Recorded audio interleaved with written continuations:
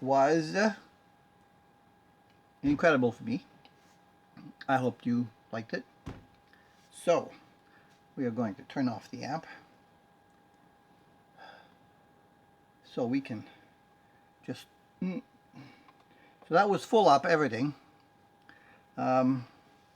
with my absolute zero mobile fuzz, my mini universe delay reverb, driving my 65 deluxe, simulating the 4 cab M version, a little bit more delay and reverb in there, and the fuzz box inside the amp itself, the makeup one.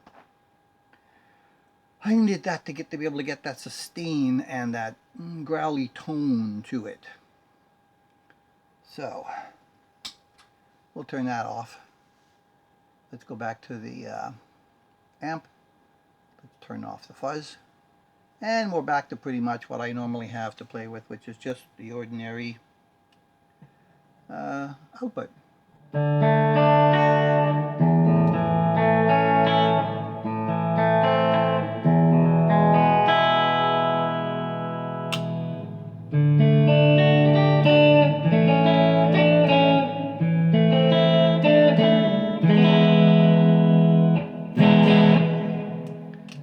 So, turn it off again. This is called the Underdog, but I think it's underrated because these are stock pickups. Okay, the 16.47K on the bridge and 8K on the neck. I have my schematic out here. I'll throw a picture up on the screen if I have one that I made for it. They are 4-wire pickups. I did not use the 4th wire, so I didn't add any push-pulls to this. This is, pretty much all stock in there, except for the rewiring of the volume pots so that they're independent. The bone nut, the switch was good. The roller bridge, my preference. Okay, it came with no pick guard, so I put on a clear pick guard because I like resting my fingers down here for anchoring. And if it's not there, then my fingernails are scratching the finish, which I don't like.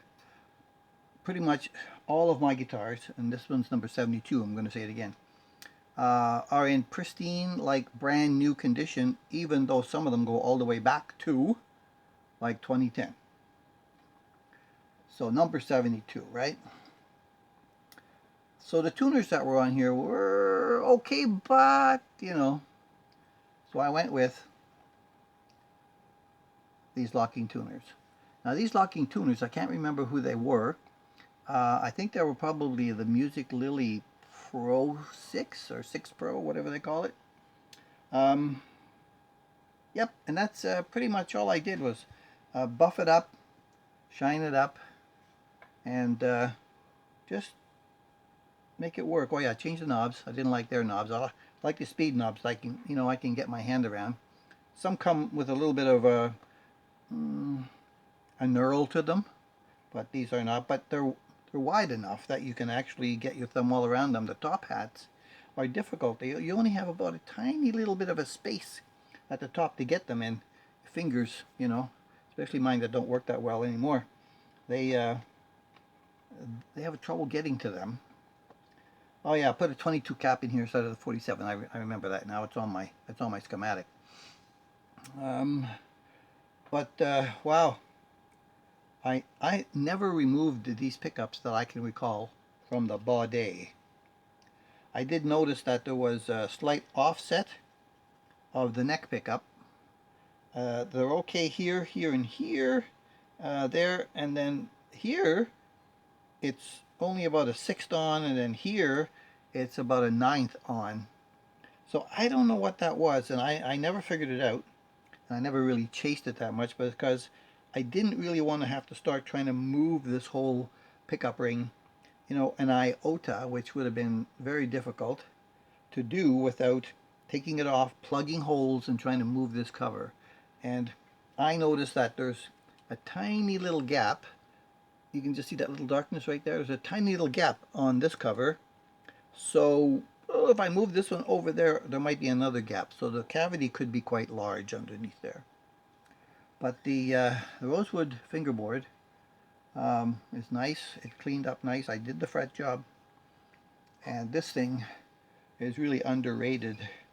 I don't know why they called it Underdog, because, you know, it's a top dog in this class of guitar. This was somewhere in the $339 range, I think. Check back on the original video of the series and it'll probably let you know what I paid for it.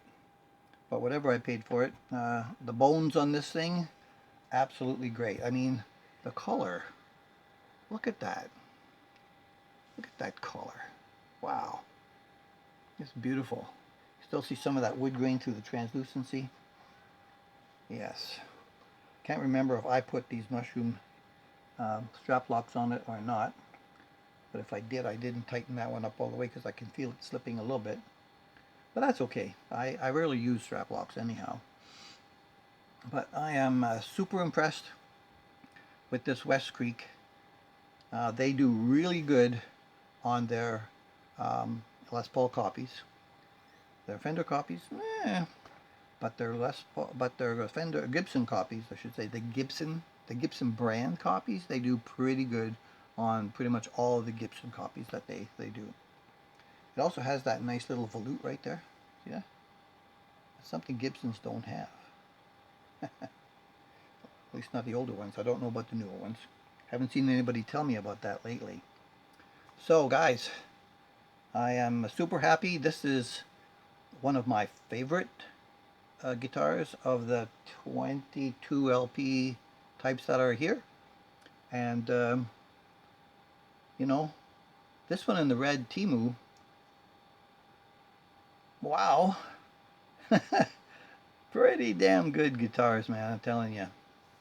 Pretty damn good. So yeah, I spent a little extra money. I think these are 15 bucks now. Used to get them for 7. Probably somewhere around 35 to 40 bucks for tuners. And this bridge comes in at about $28. So putting that on here and not having to do anything else except adjust a few things in a fret job as usual,